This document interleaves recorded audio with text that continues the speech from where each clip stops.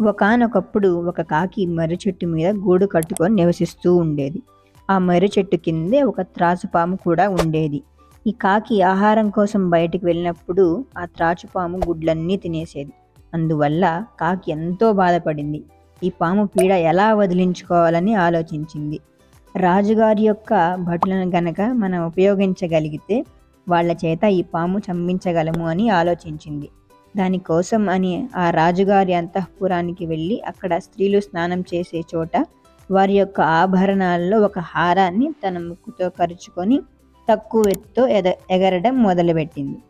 ఆ ఉద్దేశం భటులు ఆ కాకిని అనుసరించాలని ఆ కాకి అనుకున్న కరెక్ట్గానే భటులు ఆ కాకిని అనుసరిస్తూ ఈ కాకి ఉన్న చెట్టు వరకు వచ్చారు.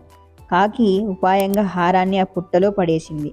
ఆ పుట్టలో హారాన్ని తీయడం కోసం అని చెప్పి వాళ్ళు ఆ పుట్టని రాజభటులు తవ్వారు.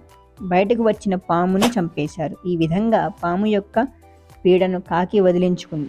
సో మనం ఏదైతే మనకి అలివిగాని పని ఉంటుందో, మనం బలానికంటే అతీతమైన పని ఏదైనా ఉండదో, నువ్వు చేయలేని పని ఉపాయంతో మనము సాధించవచ్చు.